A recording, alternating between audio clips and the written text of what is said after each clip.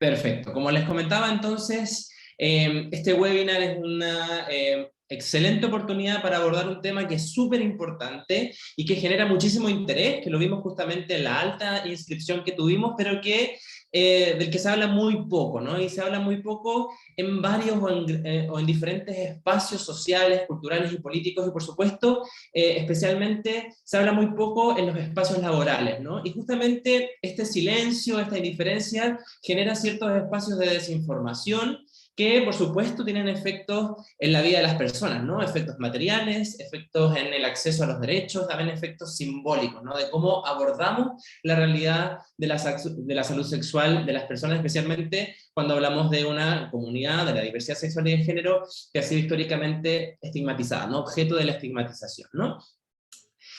Sin embargo, y a pesar de lo que se ha hablado poco, ¿no? Sabemos que es un tema que durante los últimos años, especialmente desde finales del 2019 hasta ahora, ha traído a colación ciertas ideas que nos parecían que no manejábamos tanto, ¿no? Que eran raras, que eran palabras extrañas, que hoy día son parte cotidiana de nuestro acervo lingüístico, como por ejemplo pandemia, COVID, ¿no? Medidas de protección, etcétera, etcétera, ¿no? Pero que por supuesto no es nada nuevo, porque, y eso lo vamos a comentar con la persona que hoy día nos va a exponer estas ideas. Las ideas de pandemia, de epidemia, de infección, de cuestiones de salud pública han estado presentes a lo largo de nuestra generación, ¿no? De las personas que todavía componemos este planeta, pero que de repente se han visto enfrentadas a ciertos obstáculos cuando afectan a ciertos sectores de la población que son precisamente objetos de esas estigmatizaciones, ¿no? Y esto es importante que lo comentemos como un marco referencial porque tras un 2022 marcado además por la incidencia de otra enfermedad que fue la viruela del mono, ¿no? Que por supuesto supone un problema de salud pública y un desafío de salud pública en los diferentes países y en el contexto global, también recicló de alguna manera lenguaje, ideas e imágenes estigmatizadoras que parecía que habíamos dejado atrás con los años más duros de la pandemia del VIH-Sida, que por supuesto nos acompaña hasta nuestros días, ¿no? Y para hablar de todas estas ideas, ¿no? Y de qué rol fundamentalmente juegan los espacios de trabajo para desestigmatizar estos ambientes de convivencia, ¿no? En los que estamos día a día y tantas horas de cada uno de esos días, tenemos a un relator de lujo y con una gran trayectoria, ¿bien? Él es David Palma, que tiene un currículum bastante extenso, yo lo voy a tratar de resumir, y si alguien tiene alguna duda, bueno, el propio David puede hablar en detalle sobre su experiencia, ¿no? David Palma es médico, especialista en epidemiología y salud pública de la Universidad Pompeu Fabra y la Universidad Autónoma de Barcelona. Por supuesto, él está ubicado en esa ciudad española. Ha sido investigador entre 2019 y 2022 en materias de prevención de VIH y otras ITS en el Departamento de Epidemiología de la Agencia de Salud Pública de Barcelona, y actualmente se encuentra realizando una tesis doctoral en la Universidad de Maastricht, en Países Bajos, desarrollando intervenciones de desarrollo de capacidades en salud sexual para profesionales sanitarios de la ciudad de Barcelona. Así que, por supuesto, no podríamos haber encontrado a un mejor relator, a un mejor expositor sobre este tema, que nos va a entregar ciertas luces, ¿no? De un camino que siempre hemos recorrido, ¿no? Estructuralmente más teñido de sombras que de espacios luminosos, ¿no? Entonces, te quiero dar la palabra, David. En primer lugar, muchísimas gracias por generar este espacio y espero que sea una conversación muy fructífera. Les pedimos a las personas que están conectadas que escriban sus preguntas en el lugar habilitado de preguntas y respuestas o en el chat, y vamos después a responderlas hacia el final de la intervención de David. David, adelante. Muchas gracias, Nicolás. Es un placer estar invitado acá. Me lanzo entonces.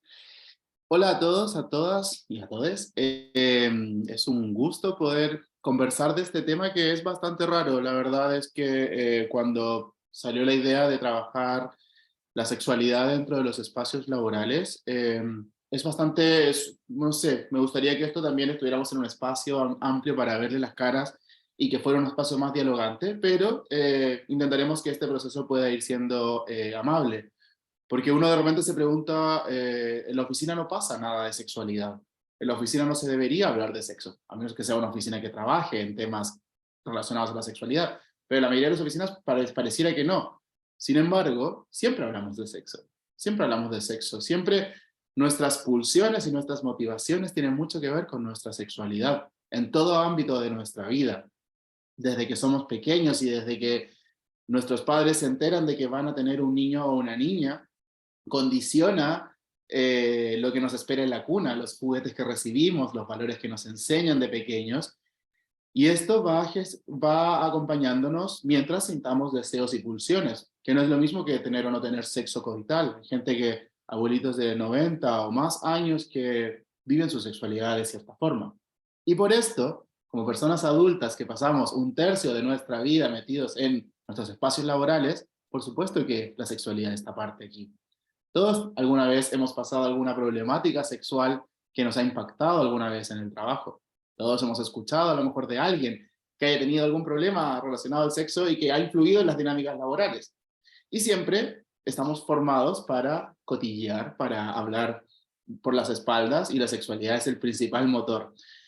Entonces, pues es una idea entretenida y vamos a ello. Todas las preguntas, por favor, anótenlas. Si hay alguna pregunta que al final se sienten un poco avergonzados de preguntar en un espacio público, les dejo mi correo, así que no pierdan estas oportunidades para preguntar lo que quieran. Vamos allá. Como les decía Nicolás, pues soy médico, trabajo en epidemiología. Empecé a trabajar en epidemiología un año antes de la COVID. Siempre trabajé en sexuales, pero la COVID nos ha cambiado a todo. Y ahora ya trabajamos en todo lo que sea nuevas epidemias, o sea, dentro de lo sexual, en comprender que la vía sexual es una vía más de transmisión y que siempre habrá riesgo de nuevas infecciones. Entonces, los enfoques deben ser comprensivos, poblacionales y con reducción de riesgo.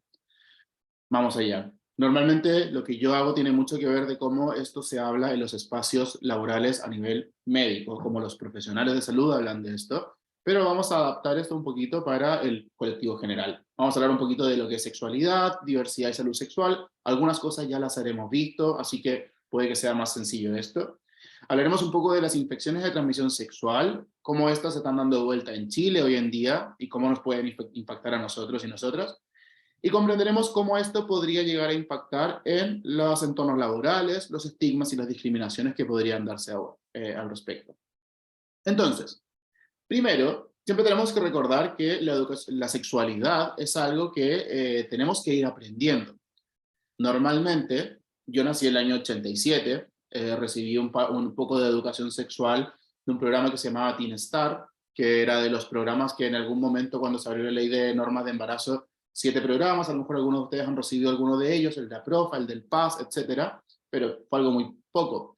A lo mejor algunos de ustedes fueron a las JOCAS, si estuvieron en los 90. Pero en general la mayoría de la educación sexual que hemos recibido viene de lo que hablamos con nuestros pares. A lo mejor algunos padres nos enseñaron algo sin tener ellos mucha educación sexual, pero principalmente sabemos sexualidades del porno, del internet y lo que leemos por nuestra cuenta.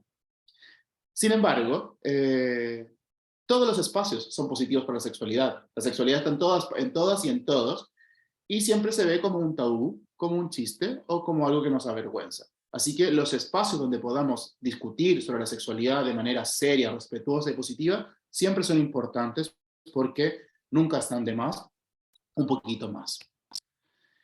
Primero, antes de hablar de lo que es la sexualidad, vamos a hablar de lo que es la naturaleza.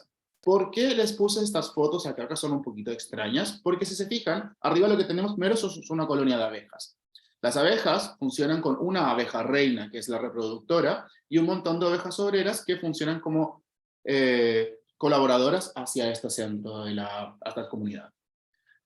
Por otro lado tenemos los ciervos, o en general la mayoría de los mamíferos, que funcionan en manadas, donde hay 1 o 2 hombres, o sea, machos reproductores, y una serie de hembras que los acompañan. Hay unos pingüinos entre medio, que se plantea que forman relaciones pseudomonógamas para toda la vida. Hay otros insectos y otras figuras acá que están dando vuelta, reptiles, que tienen otra función completamente distinta, o sea que su reproducción generalmente trae la muerte del macho, etc. ¿Y qué es lo que quiero llegar con esto? Es que todas estas cosas existen por el azar. Pero somos parte de un ecosistema que busca diferentes estrategias para encontrarse en en un ecosistema saludable que responda mejor a desastres. Cuando viene un desastre y una especie no está preparada, esa especie desaparece y las que sí estaban preparadas continúan avanzando. Relaciones diversas constituyen comunidades diversas. Hoy en día, nosotros como especie humana nos movemos dentro de unas ciertas formas de comunidad, dentro de unas formas de dinamización, de sexualidad, que no son siempre iguales, que no son siempre relacionadas a la reproducción, pero que son parte de nosotros, porque todos vivimos un proceso social asociado a esta sexualidad. Esta foto, esta imagen es re linda porque vemos a una serie de animales que están teniendo reproducción. Sin embargo, no todas estas especies tienen sexualidad. La sexualidad no es solo tener un coito y tener una reproducción. ¿Qué es la sexualidad? Este libro a lo mejor algunos lo recuerdan, que salió, fue un poco polémico en Santiago Centro, cuando se hizo las 100 preguntas de sexualidad.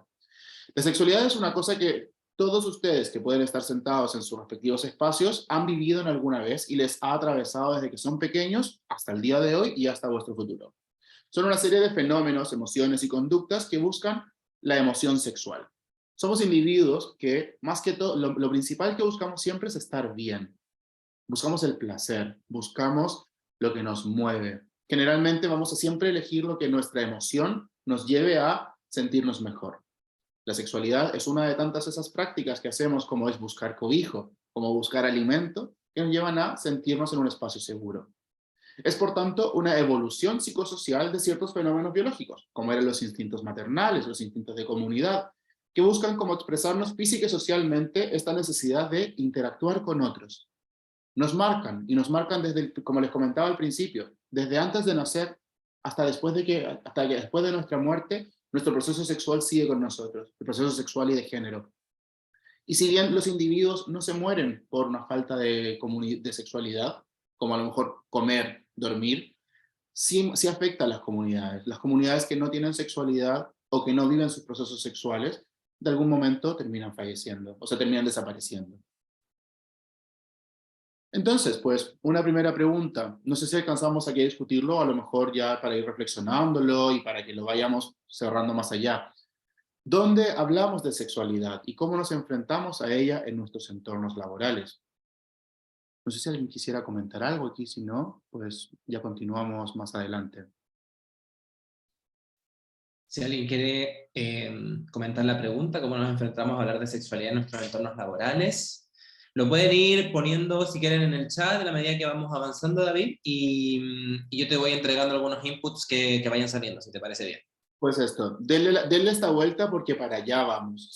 Comprendemos que la sexualidad es algo tan amplio que luego cómo lo llevamos a este espacio que pareciera tan pequeño, nuestra oficina, nuestro espacio de trabajo. Principalmente, una vez que comprendemos la sexualidad, yo me dedico a trabajar en los temas de salud dentro de la sexualidad, que son lo mismo y no son lo mismo. La sexualidad es mucho más amplia que simplemente la salud y se enmarca desde los años 70 aproximadamente en un marco de derechos. La sexualidad es un derecho humano y por tanto hay ciertos derechos sexuales asociados, que son los que hoy nos han movilizado a gran parte estar sentados hablando todos nosotros en este momento. La libertad de expresarnos sexualmente sin recibir algún castigo por ello. La libertad de acceder o el derecho a acceder a servicios que nos pueden atender en salud sexual y reproductiva. El derecho a acceder a educación sexual comprensiva e información en estos derechos sexuales. El sentirnos libres de protección de toda violencia sexual y acceder a los tratamientos y las reparaciones necesarias cuando sentimos un problema. Esto es muy amplio, pero es algo que nos tiene que mover porque se ha luchado mucho para llegar a esto. La salud sexual, por tanto, es esta experiencia del proceso permanente de construir un bienestar físico, psicológico, sociocultural relacionado a la sexualidad y respetando los derechos sexuales de todas las personas. No lo puse acá, pero es muy importante. La salud sexual, que es algo que he ido aprendiendo en mi práctica, no es solo vivir libre de enfermedades sexuales, sino que es disfrutar de un placer asociado a la sexualidad que tal vez no me haga daño a mí ni haga daño a otros. Entonces, cuando hablamos de sexualidad, siempre pensamos en VIH. Cuando hablamos de sexualidad y diversidad, el VIH es como que aparece acá. Esto responde a el momento en el que nos encontramos. Cuando todos hemos nacido en este espacio, o la gran mayoría de los que hemos nacido acá, hemos escuchado el VIH dando vuelta entre nosotros. Muchos que nos hemos identificado como hombres que tenemos sexo con hombres o gays, hemos crecido con el estigma del VIH encima, con que si hacemos esto nos vamos a pegar el VIH y vamos a morir, con que todo nos puede, nuestros padres, algunos recuerdan su proceso de salir del closet, el gran miedo de nuestros padres muchas veces era que nos va a dar VIH y nos vamos a morir. Y ya está, no hay tintas medias. Sin embargo, la sexualidad es mucho más que esto. Una de las cosas que más nos importan acá, y que es lo que yo trabajo en mi día a día, es comprender las infecciones de transmisión sexual. ¿Por qué? Porque si bien el VIH viene a la baja, cada vez las infecciones de transmisión sexual en general van subiendo. Se estima que aproximadamente 1 millón de personas adquieren una nueva infección de transmisión sexual por día, lo cual es un montón de gente. Algunas infecciones son peores que otras. Algunas infecciones pasan rapidito, algunas infecciones son tratables, pero otras infecciones generan problemas puntuales, empeoran otros problemas o pueden acompañarnos por el resto de la vida. Algunas pueden traer consecuencias en la salud reproductiva, como la infertilidad o transmisión materno-infantil, lo cual no solo nos afecta a nosotros, sino que a nuestras generaciones que vienen después. ¿Qué es importante de esto? Tener sexo, como hemos hablado siempre, no es solo un contacto pene-vagina o pene-ano. Muchas veces ni siquiera incluye un pene al momento de hablar del sexo. Cuando pensamos en chicas que tienen sexo con chicas, y créanme que tienen sexo. Lo que quiero decir es que muchas prácticas asociadas a el proceso de intimar entre nosotros, de dormir, de compartir sábanas, de llegar a niveles donde normalmente no dejamos que otras personas accedan dentro de esta vulnerabilidad, nos pueden exponer a infecciones. Hoy en día, la mayoría, sabemos que no hay ninguna infección de transmisión sexual que sea mortal, y esto lo tenemos que dejar muy zanjado. El VIH, si se pilla a tiempo y se trata bien, no es una enfermedad mortal, y ninguna de las otras infecciones, si son pilladas a tiempo, pueden traer alguna consecuencia. Y lo que es importante es que seguimos teniendo sexo. Cada vez más personas tienen más sexo con más personas. Entonces esto hace que el mundo vaya cambiando, que la globalización nos vaya cambiando y que por tanto siempre nos veamos expuestos a que haya una nueva infección, una nueva resistencia a tratamiento o algún cambio que haga que lo que ayer no era mortal hoy día sí. Y esto implica que siempre hay que estar atento y mientras seamos personas que tengamos sexo, pues nos toca en algún momento de la vida preocuparnos de esto. A todos y a todas las personas que alguna vez han tenido alguna experiencia sexual con otro, con otra, es importante que pensemos cuándo fue la última vez que nos hacemos un examen, cuándo fue la última vez que hablamos de sexo con algún profesional. Entonces, ¿cuáles son las principales ITS? Esto no vamos a entrar en una clase de biología, así que no les voy a poner fotos de cada una, aunque más que nada por el tiempo, porque yo lo he hecho, me encanta, pero les mencionaré las que más deberíamos tener siempre presentes en las redes. Lo primero es que la sífilis, no sé si alguna vez han visto que en la tercera, en bastante prensa ha aparecido, la sífilis ha sido actualmente la infección más diagnosticada en Chile, y si bien es muy tratable, es súper contagiosa. Es una infección bacteriana bastante común. Se transmite por sexo, vaginal, oral o anal, pero también puede ser por contacto de diferentes mucosas, independiente de que haya o no eyaculación. Por tanto, el sexo oral nos puede dar una sífilis en la garganta. Ciertas prácticas de roce pueden darnos una sífilis en la piel y que a lo mejor no nos estamos viendo. Recordemos nuestras propias prácticas para ver cuándo ha sido la última vez que hemos hecho alguna prueba de sífilis. Esta responde súper bien a tratamiento. Se pincha con penicilina y se trata. Es fácil de diagnosticar, pero es muy difícil de sospechar, porque muchas cosas pueden ser sífilis y al mismo tiempo la sífilis puede pasar súper desapercibida por años. Y mientras tanto la seguimos contagiando a otros y a otros.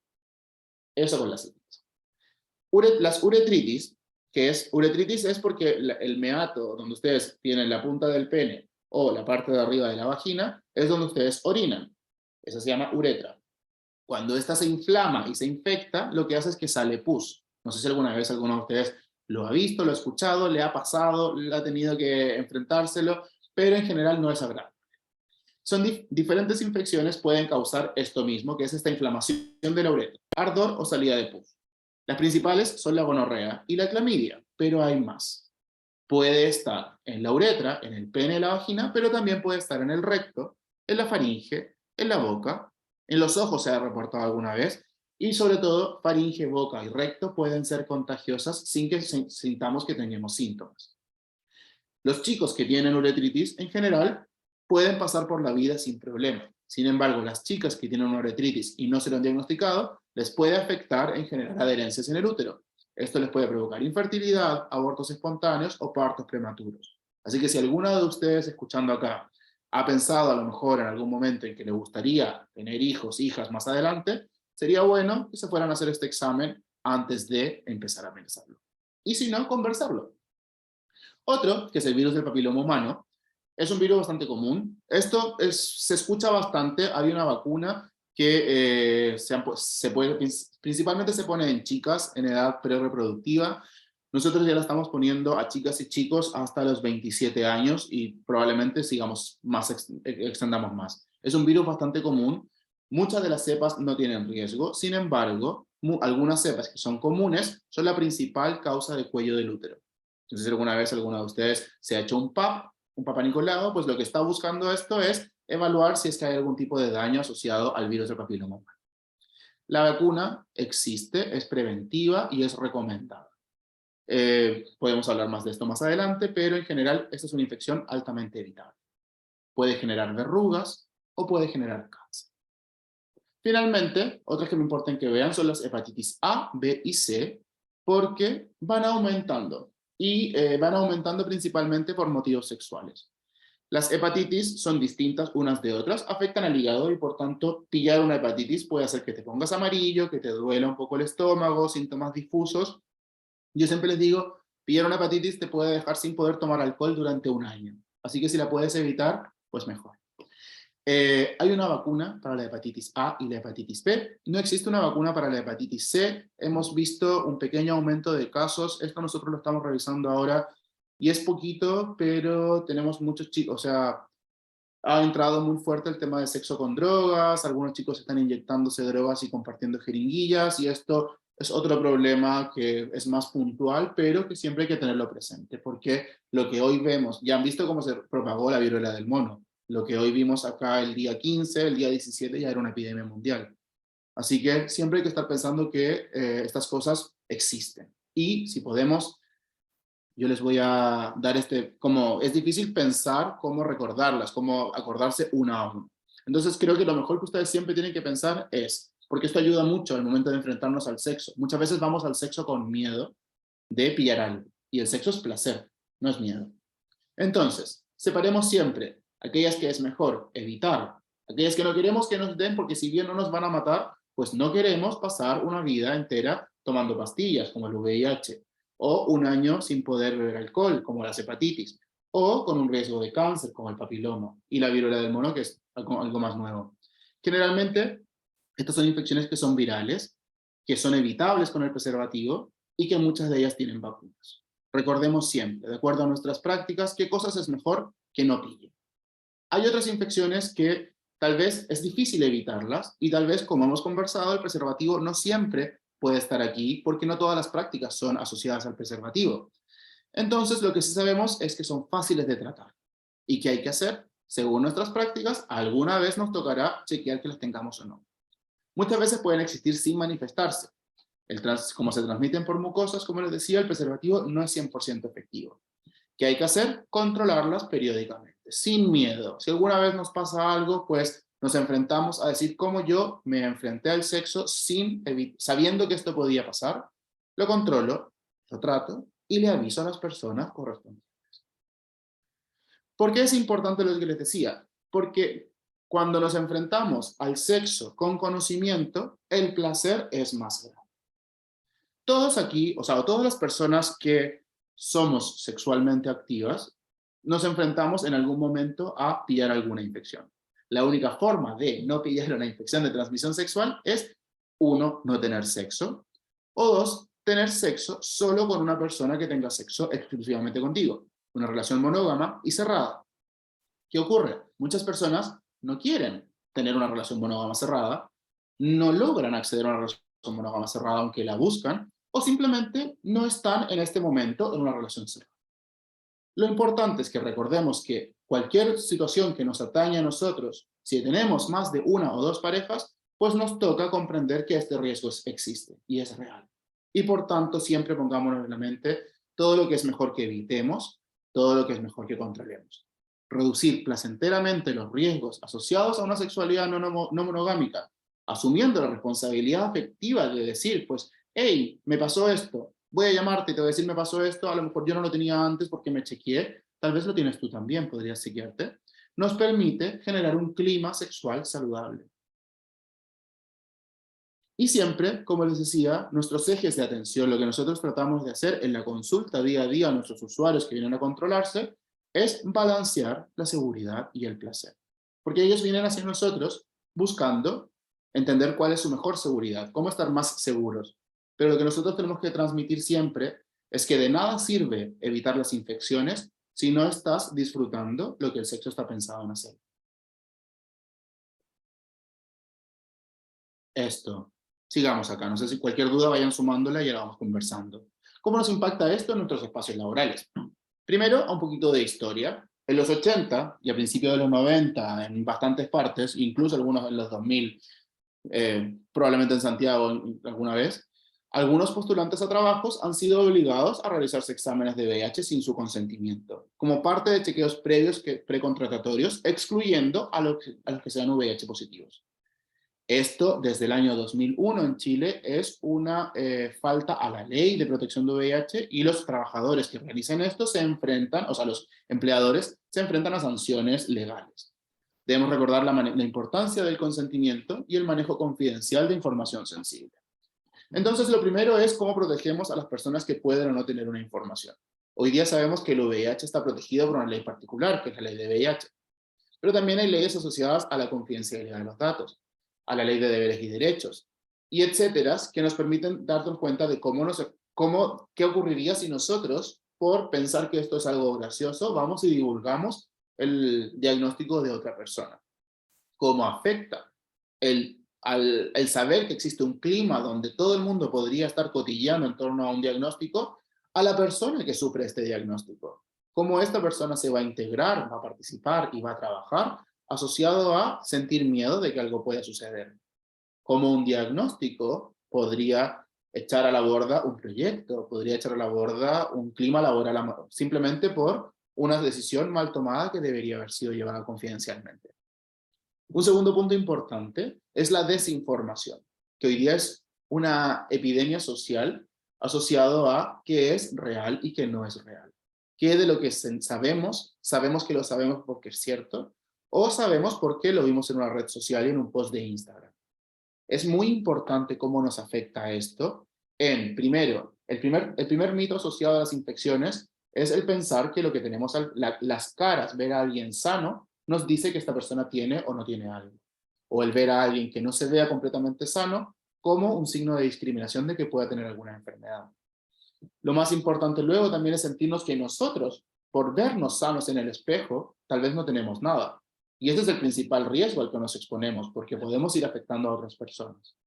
Finalmente, el pensar que tenemos la información correcta, pero luego transmitir informaciones que puedan hacer que otros tomen decisiones equivocadas, solo permite que se expanda la desinformación, los mitos y los estigmas asociados. Sobre la privacidad, pues un poquito lo mismo de arriba, recordar que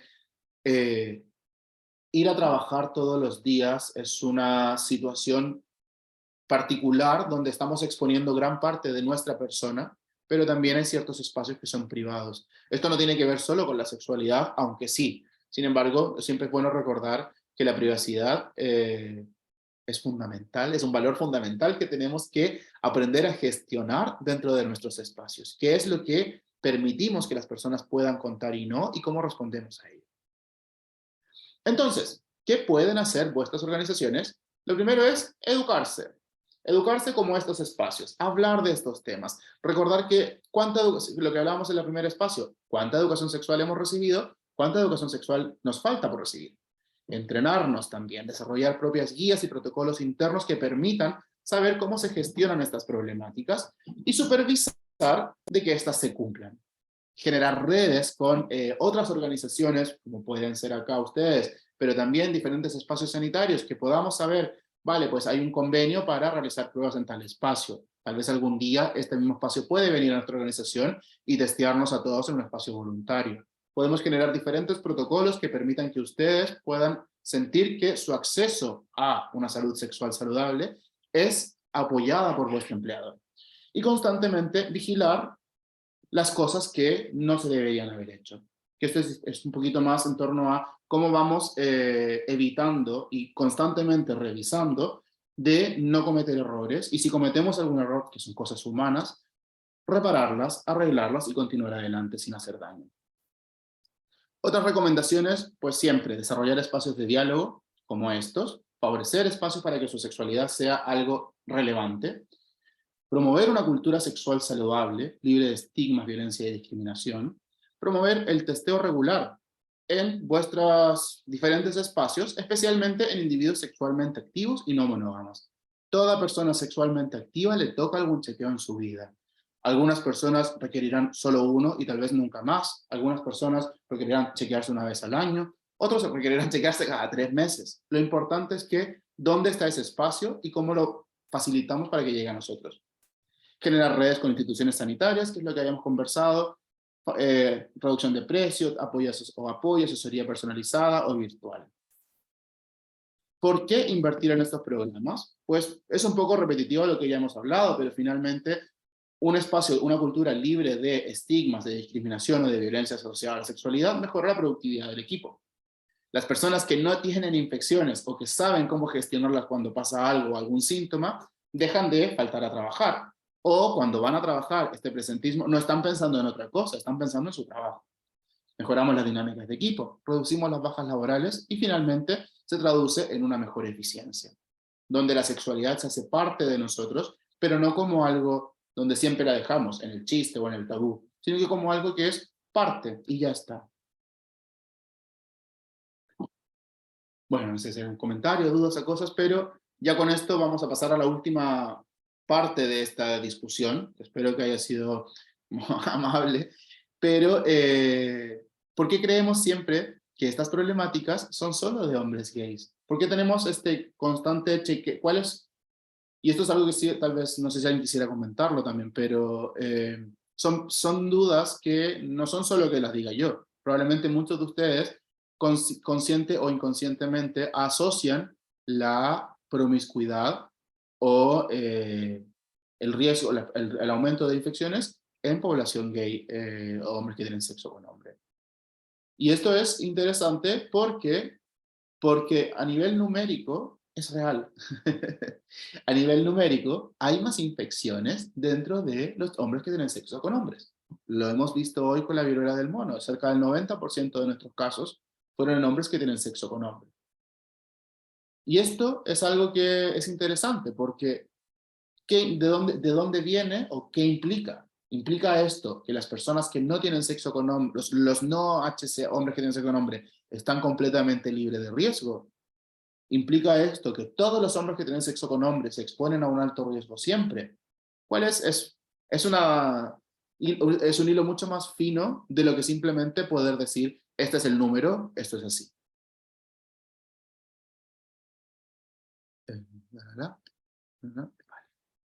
Entonces, para hablar de esto, tenemos que ir bien atrás. Para hablar de la diversidad sexual, hoy día lo tenemos bien claro. Estamos en un momento, estamos en el 2022, donde hemos visto movimientos sociales, donde hemos visto luchas legales por reconocimiento, por despatologización, por promoción de derechos como el matrimonio, como la identidad de género. El día de hoy es un espacio donde hablar de diversidad es posible, porque estamos haciéndolo en este momento. Pero no siempre ha sido así. Hace 20 años no era así, hace 50 años menos. Sabemos que hace miles de años o hace cientos de años sí habían comunidades y cada vez que escarbamos más en distintas comunidades encontramos que diferentes sociedades han valorado de distinta manera a sexualidades no normativas, al rol que se le da a las personas que no se sienten identificadas con su género. Eso se describe en diferentes, culturas precoloniales, diferentes culturas asiáticas, polinésicas, etc. Los afectos entre personas del mismo sexo poseen códigos y narrativas históricos. Dentro del lenguaje druida, hay símbolos específicos para el afecto entre hombres, el talismán que le da un hombre a una mujer a un hombre a un hombre o un hombre a una mujer. Acá vemos representaciones persas, egipcias, o incluso de fotografías antiguas, pero que hablan sobre cómo diferentes culturas han abrazado de distintas formas esta sexualidad, pero diferentes culturas también han respondido para bien o para mal de distinta manera. el que hoy día se castigue a los hombres que tienen sexo con hombres, incluso más que a las mujeres que tienen sexo con mujeres, responde a controles de la sexualidad que se remontan al año 300, que se remontan a los romanos tratando de normalizar un imperio y que se expanden con las monarquías tratando de controlar a sus poblaciones en torno a evitar cualquier tipo de actividad que no sea la reproductiva. Estos procesos fueron avanzando, incluso con la Ilustración, donde empezaron a ver los primeros pequeños reconocimientos de gente que se levantó a decir: queremos que nos reconozcan, queremos que nos escuchen y nos validen y que no nos metan a la cárcel simplemente por con quién somos, o que no nos apedreen en la calle y nos maten. Pero siguió avanzando y incluso hasta la Segunda Guerra Mundial, a lo mejor esto alguna vez lo sabían, en los mismos campos de concentración donde entraron judíos, entraron gitanos, o entraron tantos otros, entraron también muchos homosexuales porque también se consideraban en el mismo saco de lo que había que eliminar. Cuando se acabó la Segunda Guerra Mundial y fueron liberados los judíos y fueron liberados diferentes otras poblaciones, los homosexuales fueron pasados de los campos de concentración a las cárceles, porque en este momento seguía todavía penalizada la sexualidad. Es posterior a esto, incluso previo a la epidemia de VIH, donde ha empezado a aumentar mucho la liberación asociada a la liberación de las diferentes sexualidades. Esto lo pueden recordar de repente si han visto cuando comenzaron los Pride, las marchas de Stonewall. En Chile, incluso antes de la dictadura, se habló mucho de movimientos. Hay ciertas noticias de repente que vieron cuando en la Plaza de Armas en los años 60 empezaron a levantarse poblaciones a decir: queremos que nos reconozcan, queremos que nos validen. Todo este avance se cruzó mucho con la epidemia del VIH, donde tenemos una población que estaba viviendo una sexualidad libre, que estaba exigiendo ser demandada, con una infección que se transmitía a través de las parejas sexuales.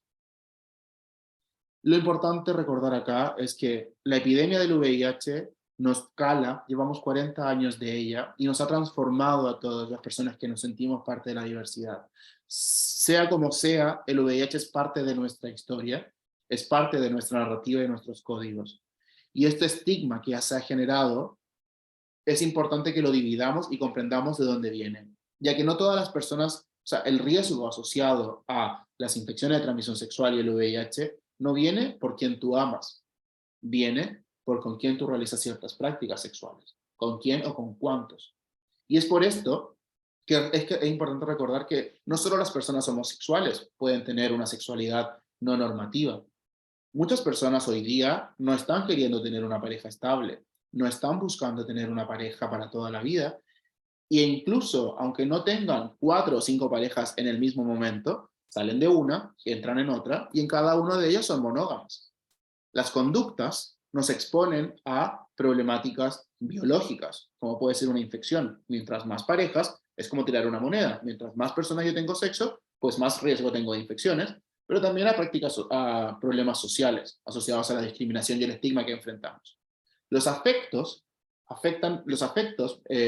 pueden tener complicaciones a nivel social también, que es esta valorización que alguien pueda el día de hoy apedrear a otro simplemente por a quien ama, pero también tiene muchos impactos individuales. Recordemos que la discriminación que se ha generado al colectivo LGTB no solo impacta en estas pequeñas cosas, o sea, estas cosas de hablar de infecciones o hablar de ciertas problemáticas de salud. Cada problemática de salud que nosotros revisemos, depresión, ansiedad, consumo de sustancias, falta de diferencias de qué tipo de empleo accedemos o no, de qué tipo de envejecimiento nos enfrentamos o no, se cruzan mucho por cómo los afectos han ido marcándonos en nosotros mismos, en esta homofobia internalizada que nos va cambiando el dónde hacemos, qué hacemos y qué no. Y es por esto, ya para ir cerrando, que les quiero dejar estos 4 mensajes. La sexualidad es inherente a todos nosotros en este espacio.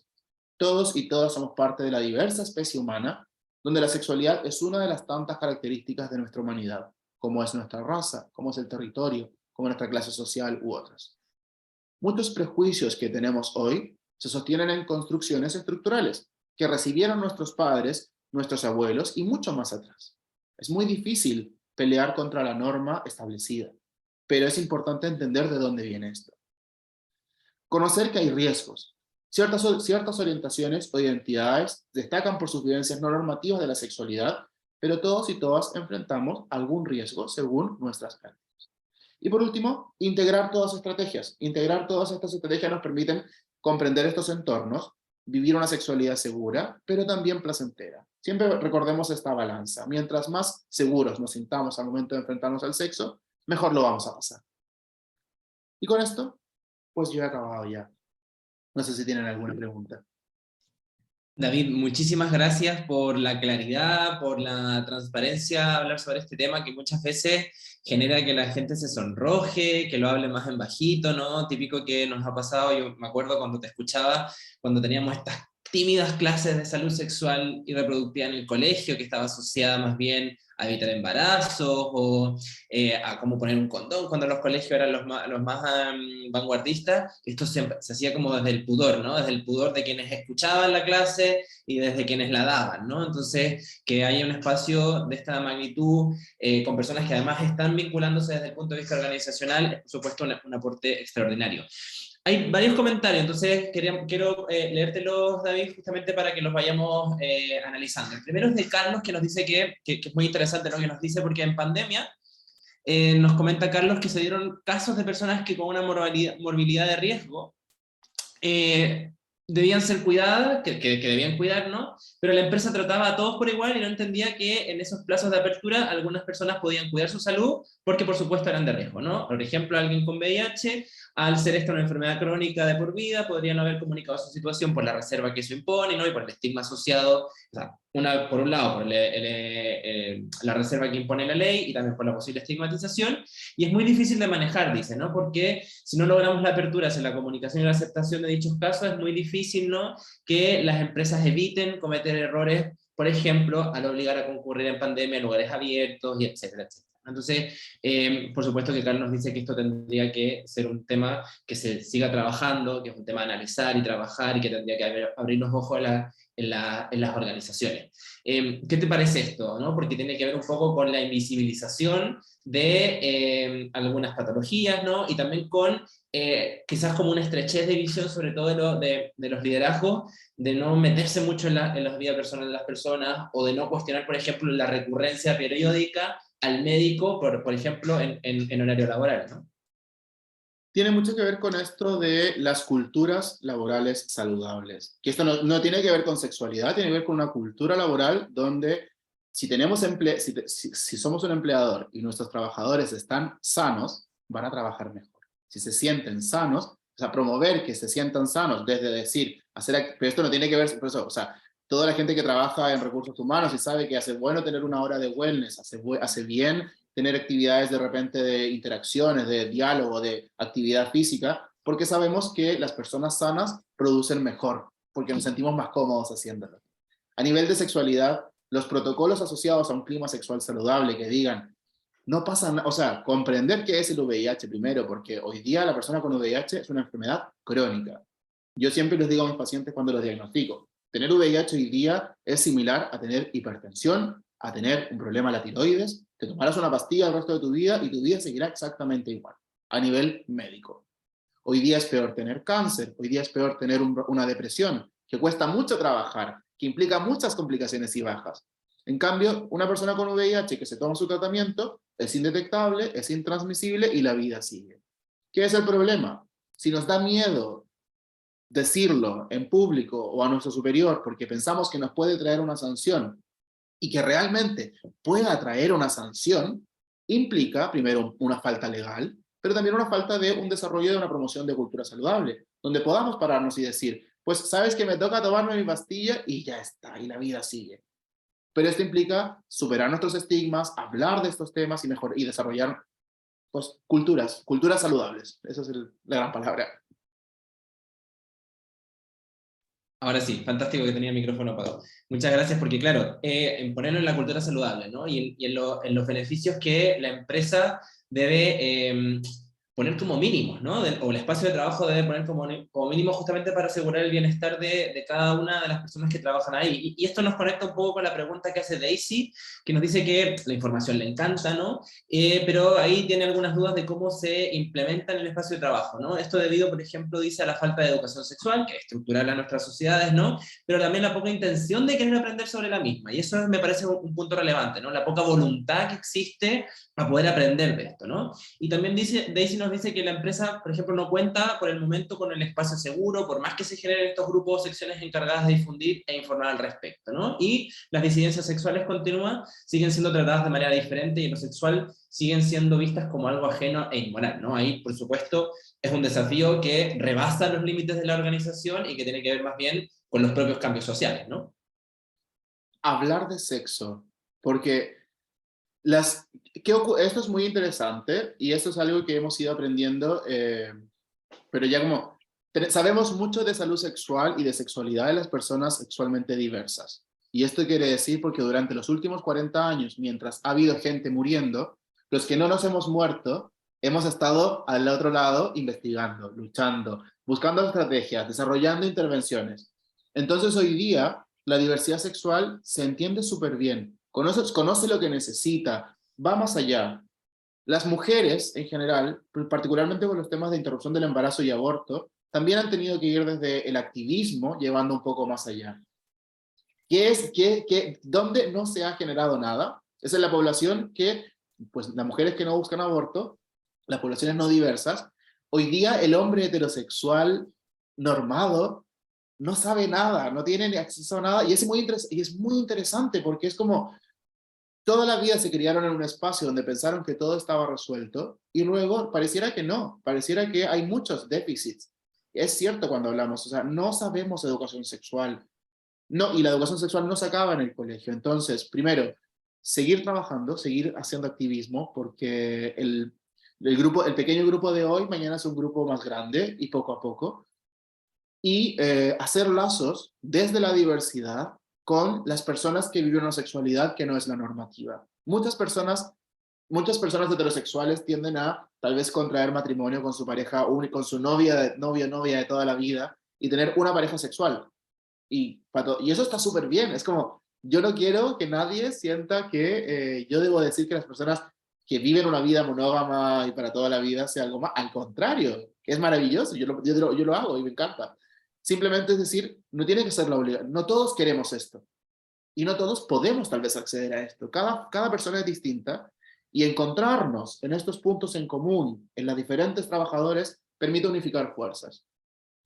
Y sobre todo, bueno, y también añadiendo lo que tú dices, David, que estoy absolutamente de acuerdo y que es un trabajo permanente, ¿no? De largo aliento y permanente, que recuerden ustedes que simplemente con ciertas voluntades o ciertas resistencias, así nos lo dice la historia, es muy fácil volver atrás, ¿no? Es muy fácil volver a encerrarnos detrás de esas cortinas de hierro, pero también existen para la respuesta de Daisy en el contexto organizacional mínimos legales, ¿no? Y esto es importante que lo entendamos porque a través de la ley de VIH-Sida, a través de la ley antidiscriminación que hoy día está siendo sometida en el Congreso a una reforma, que es básicamente una actualización de su campo de acción, es donde las empresas también tienen que partir, ¿no? Es decir, que hay veces que las empresas, los espacios de trabajo se van a ver obligadas, por ejemplo, a respetar los datos personales de las personas que, por ejemplo, viven con VIH o son seropositivas, ¿no? O también a incluir dentro de sus políticas o protocolos de diversidad e inclusión una alusión directa, ¿no? A la protección de las personas en razón a su estado serológico o a su estado de salud, que no simplemente tiene que ver con infección de transmisión sexual, sino con otras enfermedades que también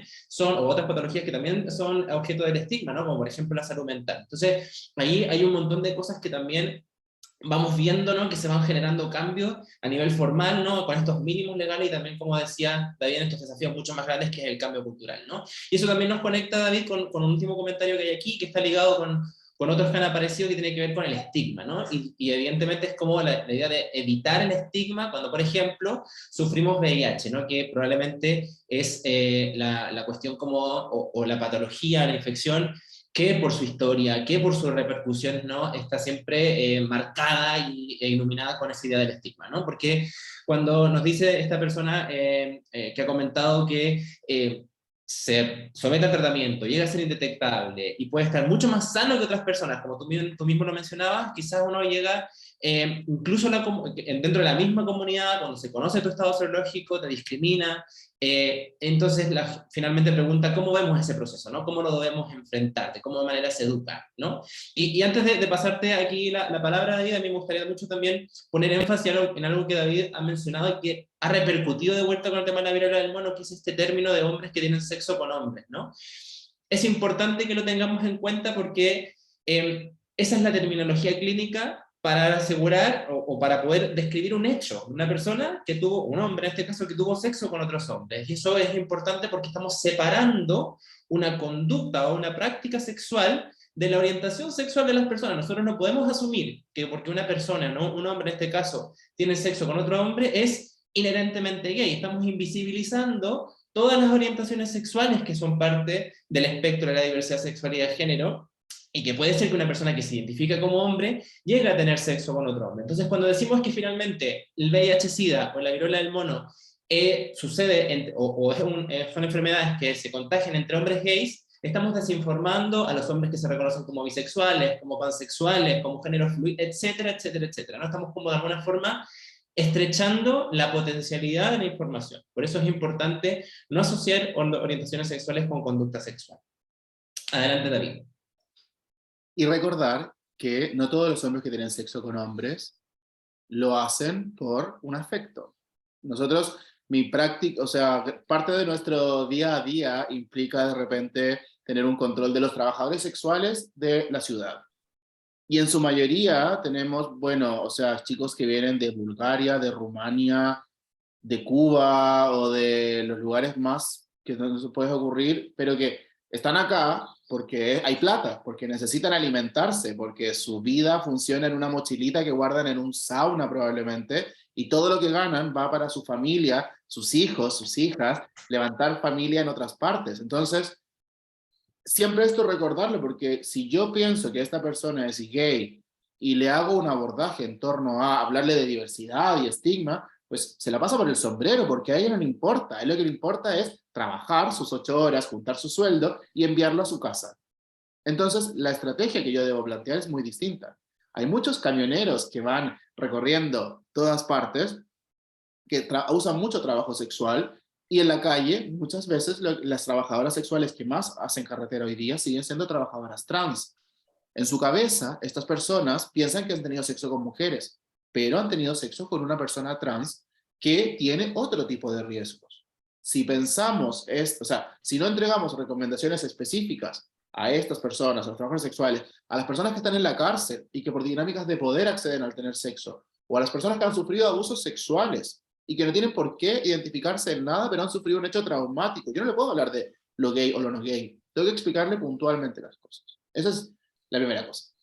Con las personas con VIH, el estigma persiste. Trabajamos día a día por disminuirlo y hay que seguir avanzando. Lo que ocurre en Chile hoy día se asocia mucho por la clase. Somos un país muy clasista. Pero la historia que vemos en Chile no es nada comparado con, no sé, tengo algún chico de Kazajistán que consiguió, trabajó peso, o sea, cruzó la frontera a pie y trabajó peso a peso y llegó, y quizás, ¿qué le tocó hacer? Porque en su casa la otra opción era que la familia lo apaleara, que la madre y el padre lo pusieran en la plaza pública y lo apalearan. Y esto es el 2022. Entonces, cada historia que tenemos responde a dinámicas culturales que hay que ir modificando poco a poco. El mensaje siempre tiene que ser individual. Las personas con VIH deben hacer carne y hacer política en torno a que su enfermedad o el virus que han contraído es intransmisible cuando son indetectables. Ese es el primer paso.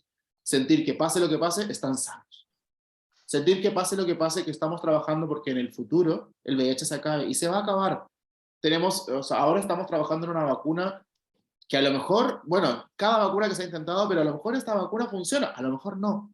A lo mejor en 2 años más viene otra infección peor que el VIH, que hace estragos, y el VIH pasa a la historia nomás, porque ya está tratada. Lo importante es comprender, en el momento en el que nos encontramos, es difícil, cada caso, o sea, y esto cada caso no le quita peso a lo que hemos vivido, a lo que ha vivido cada uno de ustedes, pero sí es decirles, hay que levantar la cabeza, hay que limpiarse las lágrimas y el sudor, y seguir peleando.